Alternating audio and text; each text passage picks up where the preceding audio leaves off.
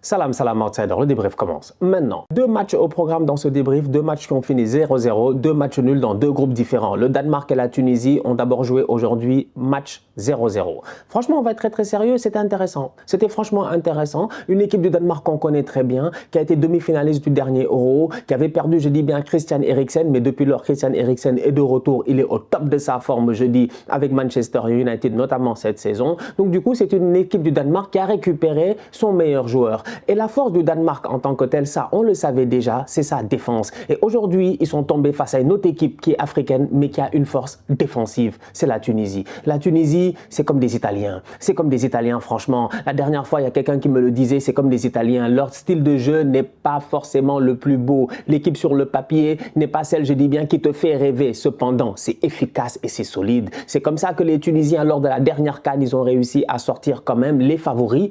J'ai envie de dire, outre le Sénégal, c'était bien le Nigeria, dans une masterclass défensive et un but de Msakni. Aujourd'hui, ils arrivent face à cette équipe du Danemark-là, qui elle aussi est une belle équipe défensive. Je le dis, Simon Kjær, comment il s'appelle, Christensen, et la dernière fois à l'Euro, c'était Vestergaard. Là, il y a eu un petit changement, mais la solidité reste la même. Kasper Schmeichel est toujours aussi bon dans les camps, même si c'est compliqué pour lui en club. Donc franchement, on va être très sérieux. Il y a une ossature au niveau du Danemark qui est bonne et il y a une très belle ossature aussi au niveau de la Tunisie qui est bonne. Donc pour moi, le score 0-0, il est logique. Il est logique. À la minute où les défenseurs tunisiens, les Talbi, tout ça, les Dylan Brown, ils se sont gérés, ils ont réussi à tenir Dolberg et Skov. À la minute, je dis bien, où de l'autre côté aussi, les Tunisiens, malheureusement, leur numéro 9, il a manqué un tout petit peu de chance. Il aurait pu claquer son but, mais il y avait un hors-jeu. Et au-delà de cela, il n'y a pas eu cette létalité-là qu'ils auraient pu avoir. Eh ben, je pense que ce 0-0-là, ben, faut pas s'en plaindre. Franchement, on ne peut pas s'en plaindre. C'est logique. Deux joueurs à saluer côté tunisien. Laidouni au milieu de terrain, top performance de sa part. Il a été excellent. Franchement, il a été excellent. C'est un très bon joueur de football. Il est complet. Attaque, défense, le boy, il est bon. Il se donne à 200%. D'ailleurs, si je ne me trompe pas, même il a été élu homme du match. Sinon, le gardien tunisien, lui aussi, il a été excellent. Et on voit l'importance dans cette compétition d'avoir un bon gardien. Franchement, c'est très important. On a eu l'occasion de voir, je vais en parler tout à l'heure, Memo Ochoa qui arrête un penalty. On a eu l'occasion de voir même Wojtek Szczęsny en face. C'est-à-dire que c'est important d'avoir une bonne défense et un bon gardien si tu as l'intention d'aller loin dans cette Coupe du Monde. C'est le cas pour le moment de la Tunisie. Défensivement, ils sont solides. S'ils réussissent à trouver les armes devant pour claquer des buts, ça peut être une équipe compliquée dans ce groupe-là. Du côté du Danemark, il y a aussi un travail à faire devant. Damsgaard est rentré quand Delaney est sorti sur blessure. Mais quand Damsgaard y rentre, dans ma tête, j'ai encore le Damsgaard de l'Euro passé qui remplace Christian Eriksen dans ce dispositif tactique-là, qui arrive, je dis bien, devant, qui devient une arme offensive très dangereuse. Ce Damsgaard-là, c'est compliqué, on ne le retrouve pas. Notamment en club cette année en Première Ligue, il ne joue pas beaucoup. Donc du coup, on va être sérieux. Poulsen, c'est vieux. Bryce Weiss, c'est mort. Franchement, il ne faut pas nous fatiguer. Ronaldo, là, c'est bien en Liga, mais quand on arrive ici à la Coupe du Monde, il faut être sérieux. Je ne sais pas, on va voir ce que ça va donner. Et Dolberg, c'est peut-être pas le Dolberg qu'on a eu aussi à l'Euro. Donc du coup, au niveau du Danemark, comme je dis, tu as toujours cette ossature, toujours cette solidité-là, mais devant, qui va claquer les buts. C'est important dans ce groupe-là parce que ça promet d'être serré entre l'Australie, le Danemark et la Tunisie, si la France se gère. À suivre. Le Mexique et la Pologne ont fait match nul de leur côté 0-0. Franchement, on va aller directement dans le vif du sujet. Robert Lewandowski. Robert Lewandowski, il est au Barça, il bluffe tout le monde, il n'y a aucun problème, c'est un top player, ça, on est d'accord. Mais Lewandowski, avant qu'il soit vraiment fort, il faudrait qu'autour de lui, il y ait des gens pour l'aider. Lewandowski ne peut pas jouer un match aujourd'hui. Pologne-Mexique, le gars, mais les Polonais ne sont pas sérieux. Les Polonais, franchement, ils ont une arme mais de destruction. De destruction, franchement. Lewandowski, il est létal, il est dangereux, il n'a besoin que de ballons. Malheureusement, dans son équipe nationale, il est sevré de ballons. Et pourtant, en qualification, ils arrivent à s'en sortir. Et sincèrement, je me pose des questions de temps en temps quand je regarde certaines équipes sur le nombre d'équipes européennes qualifiées à la Coupe du Monde. Parce que franchement, les Polonais ont fini deuxième derrière les Anglais. Ils se sont qualifiés en barrage, d'accord? Mais quand tu vois ce qu'ils proposent aujourd'hui, c'est compliqué. C'est pour venir se qualifier à chaque fois, venir avoir un Lewandowski qui est soulier d'or, qui est devant, mais qui a une équipe à côté de lui qui dort. Ils reviennent avec des Krychowiak. Pour aller où? Krychowiak. Moi, j'entends Krychowiak, je pense à Laurent Blanc.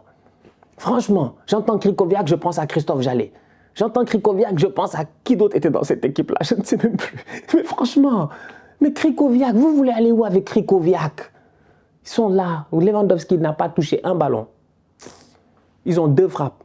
Un penalty de Lewandowski, une frappe en fin de match. une tête, il a failli marquer, il n'a pas failli marquer, la balle a été un peu contrée, tout ça. C'est difficile, c'est vraiment difficile. C'est très décevant cette équipe de Pologne-là. Et derrière le Mexique est d'autant plus décevant parce que le Mexique doit mieux faire, le Mexique doit gagner ce match-là. Pour moi, le Mexique doit gagner ce match-là. Maintenant, les Polonais, défensivement, ils restent quand même solides. Ils ont un bon gardien. En fait, la Pologne, tu t'assois calmement, tu te dis, ils ont un défense, ils ont un gardien.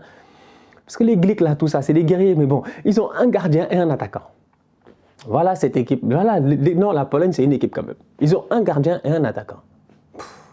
C'est difficile. Franchement, c'est match passable. Vraiment, match... Ochoa arrête son penalty, bien entendu, 37 ans, il n'y a rien à dire, c'est un top player. C'est-à-dire que Ochoa, lui, lui, vous savez très bien, il est là depuis le temps des Modric et tout. J'ai l'impression que depuis que je regarde la Coupe du Monde, Ochoa est le gardien du Mexique. C'est incroyable. Depuis que je suis né, j'ai l'impression que c'est lui qui est gardien du Mexique. C'est juste extraordinaire. Le professionnalisme qu'il a en plus, ça se voit parce qu'il se maintient en forme. Il est toujours aussi affûté, toujours aussi bon. Son arrêt sur le penalty est magnifique. Et Lewandowski, son penalty, à mon humble avis, il est mal tiré. C'est-à-dire qu'à la minute où le gardien plonge du bon côté, ça devient facile pour lui d'aller récupérer ce ballon-là. C'est pas très bien placé. C'est dommage. Peut-être l'événement, le stress, tout ça, je ne sais pas. Mais la Pologne, c'est décevant. Franchement, c'est décevant. Le Mexique aurait peut-être dû réussir à gagner ce match-là. Malheureusement, ce n'est pas arrivé. Et dans un groupe où l'Arabie Saoudite est première et que l'Argentine doit gagner ses 2 prochains matchs, c'était le moment en fait pour les Polonais ou les Mexicains de venir et de se poser tranquillement en disant nous aussi on a 3 points. Malheureusement, aucun des deux ne s'est géré. À suivre. On va voir ce que ça va donner dans ce groupe. Ça promet, franchement, ça promet beaucoup. Moi, je ne sais pas, mais je vois les Saoudiens aller chercher 3 points face à un des deux.